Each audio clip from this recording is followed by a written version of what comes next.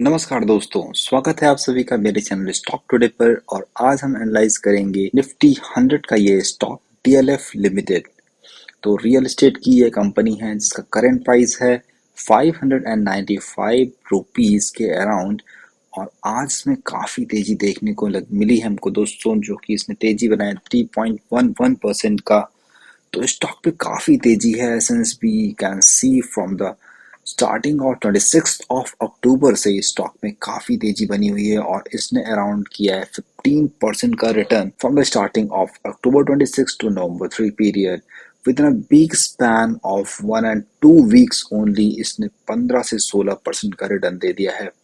तो आइए आगे हम देख रहे होंगे स्टॉक की कंडीशंस। क्या इस स्टॉक में आपको इन्वेस्ट करना चाहिए? स्टॉक को लॉन्ग टर्म के लिए इन्वेस्ट करना है, स्टॉक को शॉर्ट टर्म के लिए होल्ड करना है, या फिर क्या कुछ है स्टॉक में, वो सब आगे हम जान रहे होंगे। तो बने रहिए मेरे साथ इस वीडियो में। Let's get started. So DLF limited, अगर हम परफॉर्मेंस की बात करें इसकी, तो ये एवरेज है। Valuation is high at this price and growth is low in this stock and profitability as you can see is very high. And entry point की अगर हम बात करें तो वो एवरेज है और रेड फ्लैग स्टॉक में नहीं है। That is a good thing for a stock. तो आइए अगर हम देख लेते हैं फोरकास्ट एंड एनालिस्ट की रेटिंग, जो कि 81% एनालिस्ट सजेस्ट कर रहे हैं कि हम इस स्टॉक को बाई कर सकते हैं, जिसमें अराउंड 16 एनालिस्ट की रेटिंग है, जिसमें से अराउंड अराउंड 13 to 14 एनालिस्ट हमको सजेस्ट कर रहे हैं स्टॉक को बाई करने के लिए। तो अगर हम कंपनी के बिजनेस को देखें तो जैसा कि हम यहाँ पे देख पा रहे हैं, DLF limited is engaged in business of real estate development activities. Its primary business is development of residential, commercial and retail properties. और आपको तो ये बात पता ही है कि इंडिया में कितना इम्पोर्टेंट है एक मकान। तो मकान के पीछे तो सारी जनता भागती रहती है, उस कैटेगरी का ये स्टॉक और बहुत ही रिनोड कंपनी है। तो इसमें पॉसिबिलिटीज बनी रहती हैं बहुत अच्छी ग्रोथ करने की।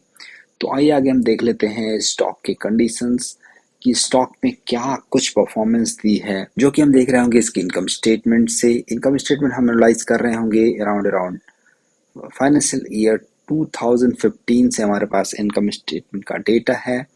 तो हम फाइनेंशियल 2015 से देख रहे होंगे इसकी इनकम स्टेटमेंट। तो अगर हम रेवेन्यू की बात कर लें स्टॉक की फाइनेंशियल 2015 से अगर हम देखने की कोशिश करें, तो फाइनेंशियल 2015 में 8,221 करोड़ का रेवेन्यू था। 16 में काफी अच्छा इंक्रीज आया, 10,597 करोड़ हुआ। बट उसके बाद रेवेन्यू सिग्निफिकेंटली डिक्रीज हुई है। जैसा कि फाइनेंशियल 2017 में आप देख रहे हैं 9,426 का रेवेन्यू था। 18 में वो रेवेन्यू डबल हुआ, बट उसके बाद इसमें डिक्रीज दिखा है। और फाइनेंशियल 2023 में इसने रेवेन्यू लगाया 6,012 करोड़ का। और अगर हम वहीं पे नेट इनकम की बात करें, तो नेट इनकम जैसा कि हम देख पा रहे हैं फाइनेंशियल 2015 में वो था 540 करोड़, और 23 में काफी अच्छी इंक्रीज के साथ में 2000 करोड़ के अराउंड इसका नेट इनकम है। तो बात कर रहे हैं, अगर हम रेवेन्यू इंक्रीज नहीं है और नेट इनकम इंक्रीज है, तो ये बिजनेस ऐसा ही है। इसमें कंपनी प्रॉपर्टीज खरीदती है और सेल करती है, उस पे ही प्रॉफिट जनरेशन होता है। तो जब प्रॉपर्टी कंपनी के नाम है तो वो उसके रेवेन्यू में काउंट हो जाता है। But as long as we talk about selling और नया प्रोजेक्ट स्टार्ट होता है कंपनी में, तो वो कंपनी के नाम से रेवेन्यू में इंक्रीज हो जाता है। तो that's a good news, that is company has perform very very well.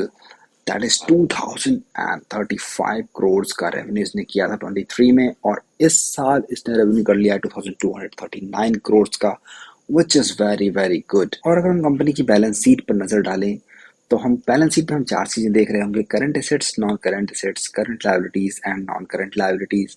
और अगर करंट एसेट्स की हम बात करें तो जो कि हैं 25,770 करोड़, और करंट लायबिलिटीज हैं 11,184 crore, which is fine, which is very fine. And अगर हम बात करें नॉन करंट एसेट्स की, तो वो है 26,000 crore, and non-current liabilities are 3,695 crores. So balance sheet is very fine, very good looking balance sheet we can see. तो आइए अब हम देख लेते हैं स्टॉक के लेवल्स, स्टॉक में क्या कुछ इंक्रीज आ सकता है अभी के लेवल्स से। जैसा कि हम देख पा रहे हैं, अगर 1 मंथ का चार्ट अगर हम लगाते हैं टिकर टेप पर, तो अराउंड 26 अक्टूबर को इसने लो बनाया था जो कि था 514 रुपीस का, और उसके बाद इसमें इंक्रीज दिखा हुआ है। इसमें इंक्रीज आ गया अराउंड 15% का इंक्रीज, 15 to 16% का इंक्रीज में दिखा है। काफी अच्छा इंक्रीज है, लेकिन बात अभी यहीं पे खत्म नहीं होती है। इस स्टॉक में और भी 8 to 10% रिटर्न अभी दे सकते, क्योंकि लॉन्ग टर्म से स्टॉक ने अपना मोमेंटम सिंगल डायरेक्शन में रखा है। तो इस स्टॉक पे इम्प्रूवमेंट के चांसेस, अभी ब्रेकआउट के चांसेस बहुत ही अच्छे स्टॉक में नजर आ रहे हैं, जो कि 26 अक्टूबर को ये स्टॉक गिरा था और वहां से हमने 15% का रिटर्न स्टॉक में देखा है। और अगर हम बात करें और कितना ये जा सकता है, तो अराउंड 8 to 10% का रिटर्न हम इसमें एक्सपेक्ट कर सकते हैं। बाकी दोस्तों, इस स्टॉक में इन्वेस्ट करने से पहले आप अपनी एनालिसिस जरूर कर लें, उसके बाद ही स्टॉक में इन्वेस्ट करें। फॉर एनी अदर क्वेश्चंस और queries about this stock, do comment in the video, to like the video and subscribe the channel before going. Thank you. Bye bye.